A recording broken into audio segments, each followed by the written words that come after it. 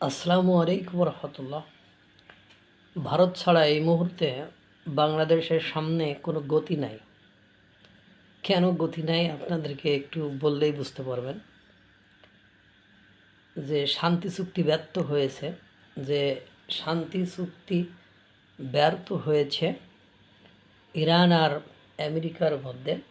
এই শান্তি চুক্তি ব্যর্থ হওয়ার কারণে হরমুজ প্রণালী আবারও বন্ধ করে দিয়েছে। হরমুজ প্রণালী যখনই বন্ধ করে দিয়েছে, বাংলাদেশের তেল গ্যাস সংকটের বা জ্বালানি সংকটের দিকে খুব দ্রুত গতিতে এগিয়ে যাচ্ছে। এই মুহূর্তে বাংলাদেশ, আপনারা জানেন, হরমুজ প্রণালীতে বাংলাদেশের একটি জাহাজকে আটকে দিয়েছে ইরান।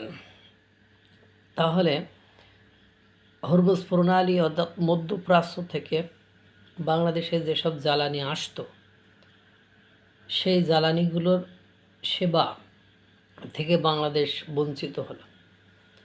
এবার আসুন রাশিয়া থেকে নিয়ে আসার। রাশিয়া থেকে যে নিয়ে আসবেন, এজন্য কয়েকবার রাশিয়ার কাছে আমেরিকার কাছে বলা হয়েছে, অনুরোধ করেছে। সে কথা পররাষ্ট্রমন্ত্রী ডক্টর খলিলুর রহমান নিজ মুখে স্বীকার করেছেন এবং তিনি বলেছেন, পররাষ্ট্র উপদেষ্টা হুমায়ুন কবিরও বলেছেন যে আমরা তাদের কাছে প্রস্তাব দিয়েছি, অনুরোধ করেছি বা আমাদেরকে যাতে নিষেধাজ্ঞা তুলে বা আমরা যাতে রাশিয়া থেকে এই মুহূর্তে জ্বালানি ক্রয় করতে পারি।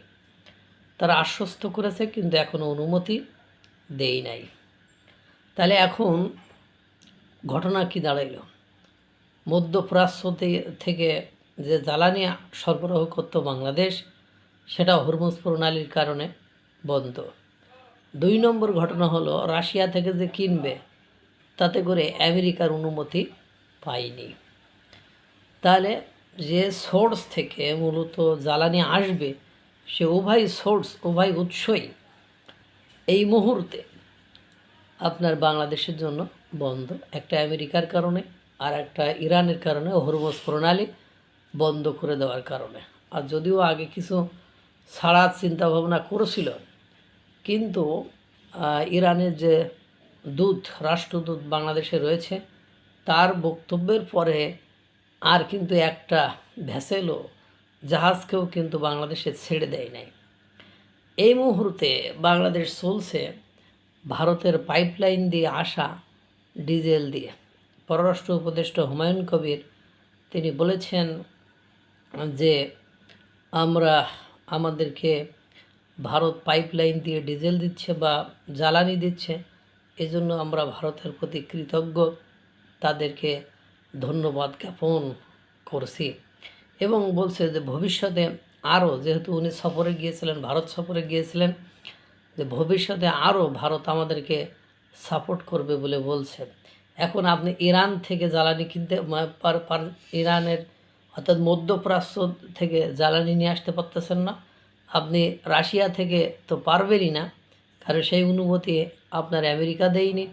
এখন এই মুহূর্তে ভারত আর ভারতের পাইপলাইনই হলো শেষ ভরসা। এই ভারতের পাইপলাইন যদি বন্ধ হয়ে যায়, বাংলাদেশে ইতিমধ্যে আপনারা দেখেছেন প্রতিদিনে হাজার হাজার বাইকের একটা সারি দেখা যায়। আমি গতকালকেই একজনের সাথে কথা বলছিলাম, উনি বলছে রাত 3টার সময় যে 11টার সময় 300 টাকার তেল পেয়েছে মাত্র। রাত 3:30 না 3টার সময় যে লাইনে দাঁড়িয়ে আছে, সকাল 11টার সময় তেল পেয়েছে, তাও 300 টাকার তেল পেয়েছে এই মুহূর্তে। তাহলে এখন ভারত ছাড়া বাংলাদেশের দ্বিতীয় কোনো অপশান, সামনে কোনো গতি নেই বলে জানা যাচ্ছে, বা যতটুকু জানা গেছে তাতে করে এর বিকল্প কোনো উপায়ও নেই। আল্লাহ তাআলা সকলকে ভালো রাখুক, সুস্থ রাখুক। আসসালামু আলাইকুম রহমতুল্লাহ।